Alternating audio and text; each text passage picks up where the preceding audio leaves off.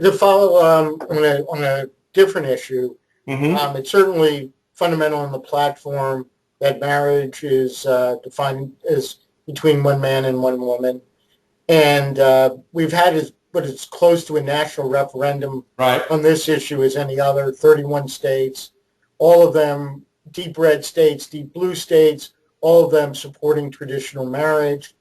Uh, but we have a situation, despite the fact that over 80% of Republicans are on the side of traditional marriage, where we have a former chairman of a party, somebody who served in your position, who I respect very much, Ken Melman, but who's Hmm. been out there making the case publicly about why the Republican Party should back off from its support for traditional marriage. I'm interested in your role, not only as the manager of the party, but as a spokesman for the party, about what you've done and what you plan to do if you continue in the role of chairman to help maintain traditional marriage as part of the Republican brand, if indeed you think it needs to be a key element in the Republican brand. Well, I think here again is where you find some of that interesting diversity of opinion within the party. Ken, as you know, is a dear friend, and I, respect him and thank him for his leadership of the party. But this is one where we again, like on the pro-life issue with those who were part of the Whitman team. I have a disagreement. I believe very firmly that marriage is between a man and a woman. I have been very supportive of those efforts in my private life and certainly in my capacity as national chairman. Again, recognizing that others within the party may have a differing view, the party has made very clear where it stands, and that comes through the 168 members who represent the millions of Republicans across the country.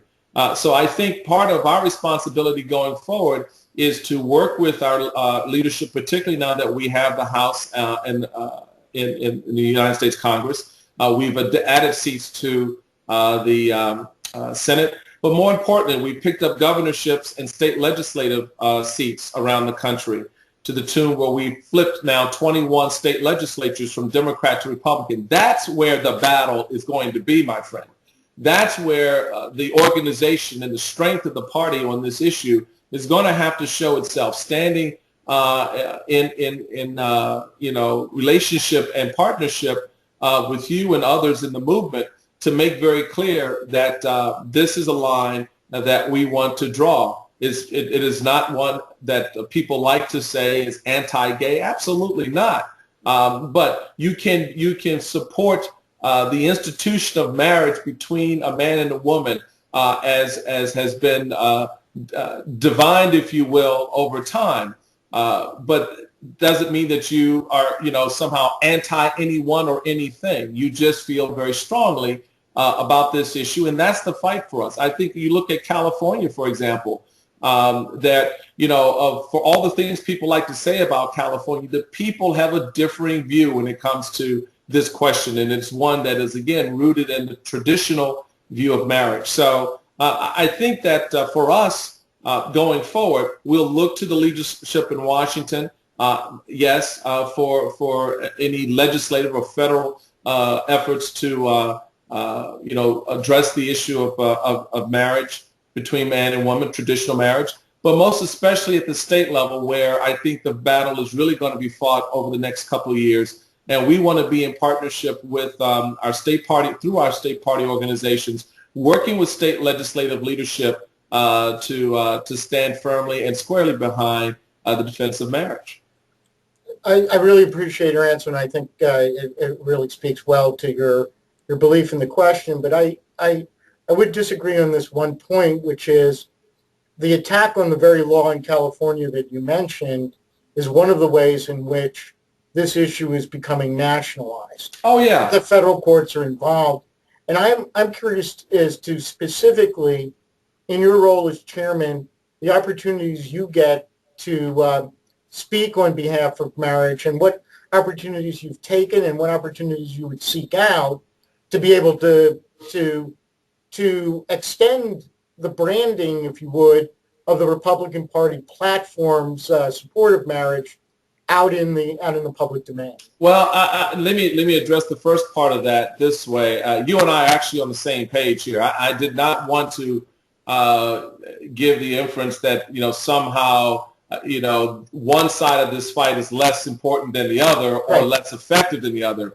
You're going to have to come at this from a pincer move from the federal and the state level, because that's exactly how it's being played out nationally. It's not just what we're seeing happening at the state level and the state legislatures, but it's also a national move that's afoot to block attempts, for example, to get the Defense of Marriage Act passed through Congress, or to propose other legislation at the federal level that weakens the efforts by the pro-family movements in state legislatures from being effective. So we're on the same page there. My only point was that really is the front line right now, because that's where we're seeing the battle being won and lost, if you will, on a day-to-day basis. With respect to the job of chairman and seeking out the opportunity to speak, what I do is I always look for an opportunity whenever I'm out there to talk about what we believe in as Republicans, what we're willing to fight for, what we stand for as Republicans. I think that's been part of the reemergence of the party, and the strength of that reemergence, that renaissance, if you will, has come from state party leadership as well as the national leadership, whether it's me and my co-chair, Jan Larimer, and others, going out and speaking about what we believe in. These issues come up. The one thing that I guess I'm noted for is I don't back down from a fight. And in fact, I sometimes kind of crazily run headlong into it. But I believe very, very firmly in what I believe in. And so if you're willing to go out there, as I did when I was a candidate for the lieutenant governorship of Maryland, for the United States Senate of Maryland, and run as a pro-life, pro-family, conservative Republican in a state like Maryland, and win, as I did for lieutenant governor, and lost, as I did for the U.S. Senate, whether you win or lose, the fact is that you're holding on to something and you're fighting for something that you believe in. I'm not saying that, you must believe what I believe.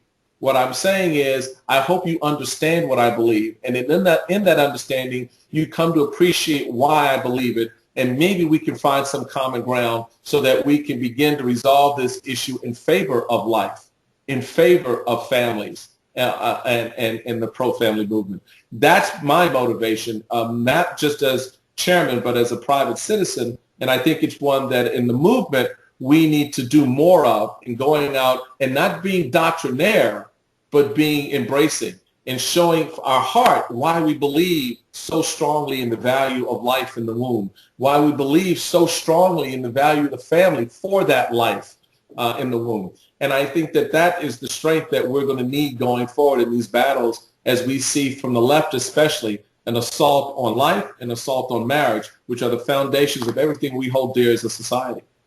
You gave such a beautiful and moving and very personal explanation of how you came to believe in the life issue, and I've really not given you a chance to explain your core position on marriage and how you approach it. Somebody comes up to you and says, which often is the case, how could you be exclusionary in your definition of marriage? Why don't you want the beauty of marriage to be extended to all people? They come up to you and say, how do you answer something? Well, I reject the term. I mean, I don't have to accept the term that people want to have that discussion on. You don't start a conversation with me by telling me I'm exclusionary, because then that tells me you're not listening. That tells me then that you've already made up your mind about my position without really knowing what it is. So again, this goes back to the point I just made. How we approach people and how we let others approach us really defines how that debate's going to unfold. So when someone comes to me with that argument, how can you be so exclusionary? I start by saying, well, why don't we have a conversation so you understand, first off, what it is that you're saying I'm excluding, why I'm being exclusionary, but I'm not. You'll understand very clearly where I come from. You understand why I approach this issue the way I do. My household, my father died as a young man from alcoholism. So my family, from a very, very early age, when I was 4 years old, was broken. My father was alcoholic. He was abusive. And I saw what it did to my mother, and I saw what it did to our family over time. So I have this understanding of family and how it is held together and why it's so important. And despite the shortcomings of my father, despite the difficulties and his own personal demons that he had to go through, he was still a very important part of my life. And my mother would share with me that while he may have been difficult with her, he was gentle with me. And he understood, at least through some mechanism in his brain, that this child that he was holding was of some value. And so he would then impart to me certain things and tell me about certain things about himself. So the reality of it is that cohesion is important. It is a grounding force in everyone's life. As a young black male growing up in Washington, D.C., in the 60s, before my mother remarried, without a dad, was difficult. It was very difficult. And so you again begin to form an appreciation of why having that male figure in the family is so important, why this man-woman thing works for kids. And as Lieutenant Governor of Maryland, going to the Baltimore City jail system and standing in a room with 113 to 17-year-old young boys, because there are boys, many of whom, most of whom, did not have a father in their life, did not have that central core definitional family structure in their life. You could see how devastating that could be on them. But you could also see and hear from them how much they want that for themselves down the road, but they don't know how to create that because society so disrupted them with all kinds of messages that make no sense to them, that we now have, through what you do and what others out there do, have an opportunity to bring some clarity to this discussion about the value of this family, why this male, why this woman, when joined together, have the power through God, I believe, to instill some values, some sense of principle, some foundations in people's lives that will be with them throughout their life.